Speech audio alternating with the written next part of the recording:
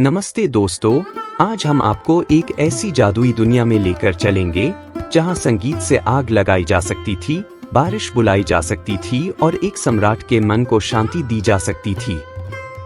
आज हम बात करेंगे उस महान संगीतज्ञ की जो सिर्फ एक संगीतकार नहीं बल्कि एक चमत्कार था। जी हाँ, मैं बात कर रहा हूँ तानसेन की, जो न केवल अकबर के दरबार के नवरत्नों में से एक थे, बल्कि उनकी संगीत की अद्भुत प्रतिभा ने उन्हें एक विशेष स्थान दिलाया। तानसेन का संगीत पूरे भारत में गूंजता था और आज भी उसकी गूंज सुनाई देती है। तो आइए इस वीडियो के अंत तक हमारे साथ रहें और जानें इस महान कलाकार की कहानी, एक यात्रा जो भक्ति, महारत और दिव्यता से भरी हुई है। कल्पना कीजिए, ग्वालियर के जंगलों में एक छोटा लड़का जो अपने चारों ओर की ध्वनियों की नकल इतनी सटीकता से करता था कि लोग हैरान रह जाते थे। इस लड़के का नाम था रामतनु पांडे। बचपन में ही उसमें कुछ अद्भुत था, एक विशेष वरदान।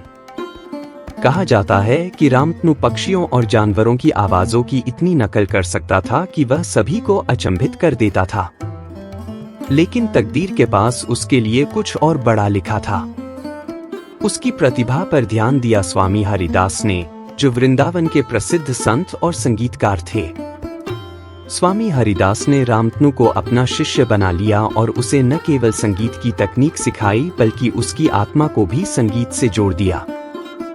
स्वामी हरिदास की छत्र छाया में रामतनु तानसेन बन गए, वह व्यक्ति जिसकी संगीत से चमत्कार होने वाले थे।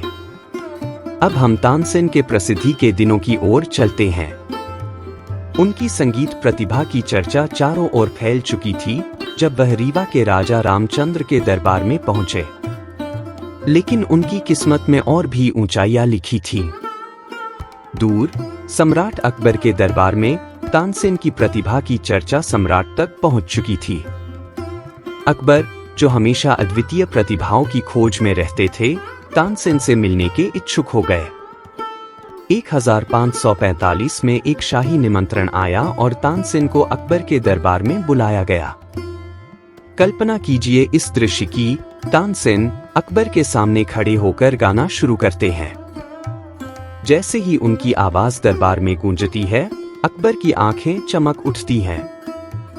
वह केवल प्रभावित नहीं होते बल्कि मंत्रमुग्ध हो जाते हैं। उस पल से तानसेन सिर्फ अकबर के दरबार के संगीतज्ञ नहीं रहे, वह अकबर के नवरत्नों में सबसे अनमोल रत्न बन गए। लेकिन केवल उनकी संगीत कला ही नहीं, बल्कि उनके संगीत के चमत्कारी किस्से उन्हें अमर बनाते हैं।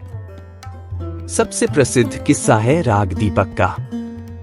कहा जाता है कि तानसेन इस राग को इतनी शक्ति से गा सकते थे कि इससे आग जल उठती थी। हाँ, असली आग। लेकिन यह राग खुद गायक के लिए खतरनाक था।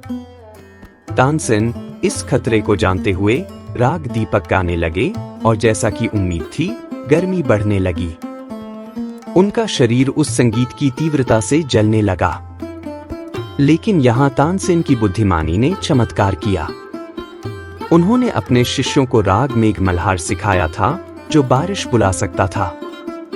जैसे ही राग दीपक की आग बढ़ी, उनके शिष्य राग मेघ मल्हार गाने लगे, जिससे बारिश हो गई और तानसेन को इस जलन से बचा लिया गया।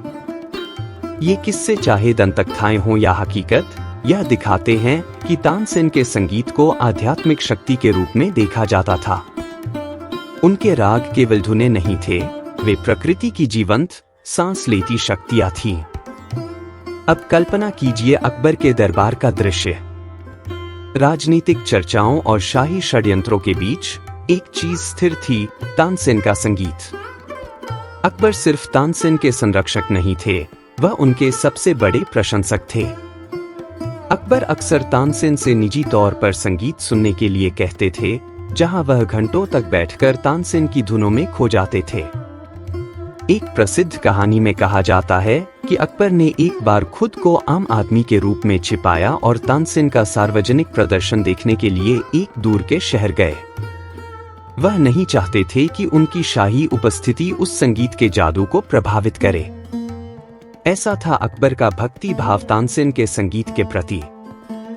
उनका संबंध केवल राजा और दरबारी का नहीं था, यह एक मित्रता और सम्मान का बंधन था, जहां अकबर ने कठिन समय में तानसेन के संगीत में शांति और आध्यात्मिकता पाई।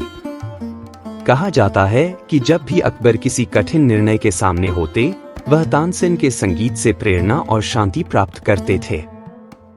भारतीय शास्त्रीय संगीत में तानसेन का योगदान अमूल्य है। उन्हें कई रागों के निर्माण का श्रेय दिया जाता है, जो आज भी हिंदुस्तानी शास्त्रीय संगीत का हिस्सा है। तानसेन ध्रुपद गायन शैली के मास्टर थे, जो भावना, तकनीक और आध्यात्मिकता का मिश्रण है। उनकी रचनाएं आज भी अमर हैं। ग्वालियर घराना भारतीय शास्त्रीय संगीत के प्रमुख घरानों में से एक अपनी जड़ें तानसेन से जोड़ता है।